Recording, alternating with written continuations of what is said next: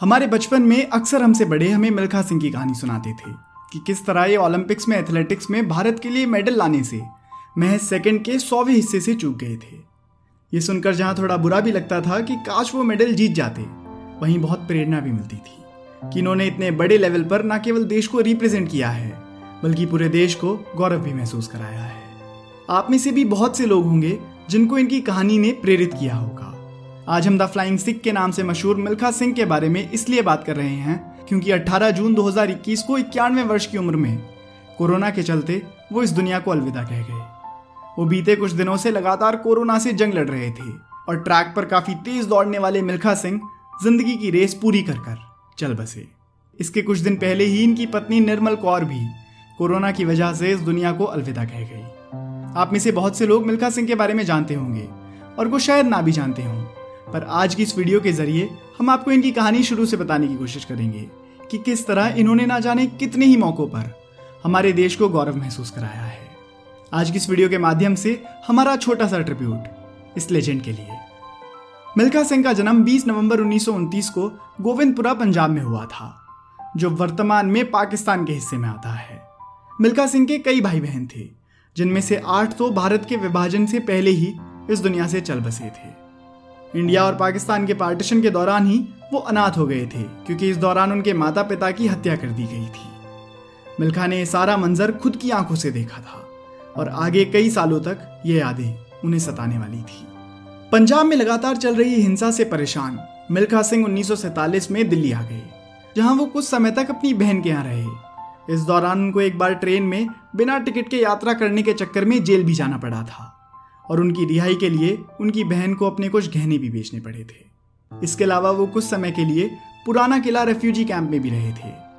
मिल्खा सिंह जीवन से काफी परेशान हो गए थे और एक वक्त पर उन्होंने डकैत बनने तक का भी सोच लिया था, पर अपने भाई मलखान के समझाने पर उन्होंने इंडियन आर्मी ज्वाइन करने का फैसला करा। अपने चौथे प्रयास में उन्होंने सफलतापूर्वक आर्मी की भर्ती निकाल दी। 1951 में वो सिकंदराबाद में पहली बार एथलेटिक्स से रूबरू हुए। इससे पहले तक उनको ना तो ओलंपिक्स का पता था और ना ही एथलेटिक्स का। उनकी कमाल की नेचुरल रनिंग एबिलिटीज के चलते आर्मी ने उनको एथलेटिक्स की स्पेशल ट्रेनिंग के लिए सिलेक्ट करा और यहीं से मिल्खा सिंह से द फ्लाइंग सिख बनने का सफर शुरू हुआ।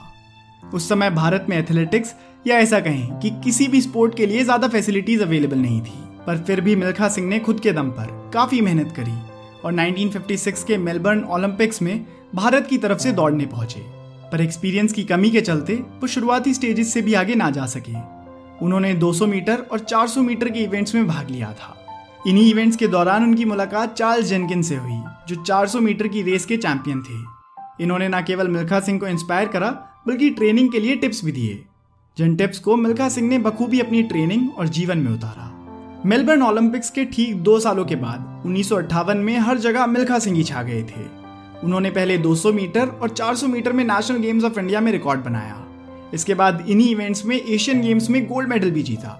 उनकी कामयाबी का सिलसिला जो यहाँ शुरू हुआ था वो आगे भी चलता रहा और उन्होंने ब्रिटिश एम्पायर और कॉमनवेल्थ गेम्स में भी गोल्ड मेडल जीते। इस उपलब्धि के साथ वो भारत के पहले एथलीट बन गए थे जिनके पास कॉमनवेल्थ गेम्स में गोल्ड मेडल आया था।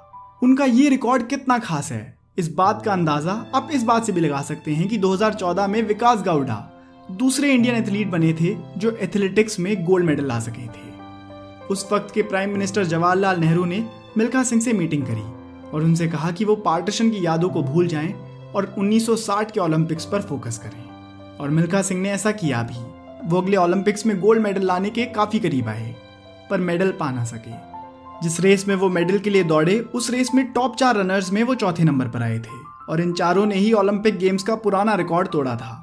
शायद कोई और दिन होता तो मिल्खा सिंह ये मेडल जीत भी जाते, पर ये उनकी किस्मत में ही नहीं था। इन मेमोरीज को मिल्खा सिंह खुद भी काफी बुरी बता चुके हैं। इस इवेंट के बाद भी मिल्खा सिंह की रनिंग में कोई कमी नहीं आई और वो भारत के लिए लगातार एक के बाद एक कई मेडल जीतते रहे, पर एक कसक हमेशा रही कि एक ओलंपिक मेडल होता तो कितना अच्छा होता। उनको भले ही ओलंपिक मेडल की कमी महसूस होती रही हो, पर हम लोगों को कभी भी इस मेडल की कमी महसूस नहीं हुई, क्योंकि मिल्खा सिंह ने भारत के लिए 1-2 नहीं बल्कि कई मेडल जीते थे, जिनमें भारत का पहला कॉमनवेल्थ गोल्ड मेडल और एशियन गेम्स में गोल्ड मेडल भी शामिल है। उनके द्वारा किए गए काम के चलते उनको 1959 में पद्मश्री का खिताब भी मिला था। आप इनकी शख्सियत का अंदाजा इस बात से भी लगा सकते हैं कि जब 2001 में भारत सरकार ने मिल्खा सिंह को अर्जुन अवार्ड देने की बात कही तो मिल्खा सिंह ने खुद इस अवार्ड के लिए मना कर दिया और कहा कि यह अवार्ड यंग स्पोर्ट इंडिविजुअल्स के लिए है और उनके लिए नहीं। आज मिल्खा सिंह के सारे मेडल्स पटियाला के एक म्यूजियम में रखे हुए हैं। इतना ही नहीं, रोम में उन्होंने जो जूते पहने थे वो भी लोगों को दिखाने के लिए एक म्यूजियम में रखे हुए हैं। वहीं मिल्खा सिंह की पर्सनल लाइफ की बात की जाए तो उन्होंने 1962 में निर्मल कौर से शादी की थी और उनका एक बेटा भी है जिनका नाम है जीव मिल्खा सिंह और वो भी एक जाने माने गोल्फर रहे हैं। निर्मल कौर से मिल्खा सिंह का वादा शायद उम्र भर का था, इसीलिए निर्मल जी के इस दुनिया से जाने के महज कुछ दिनों बाद ही वो भी इस दुनिया को अलविदा कह गए। आज वो भले ही हमारे बीच मौजूद नहीं है, पर उनकी कहानी और उनकी उपलब्धियां हमेशा हमको प्रेरित करती रहेंगी। दोस्तों, यही थी कहानी मिल्खा सिंह की। अगर आपको वीडियो पसंद आई हो तो आप इस वीडियो को अपने दोस्तों के साथ ज़रूर शेयर कीजिएगा।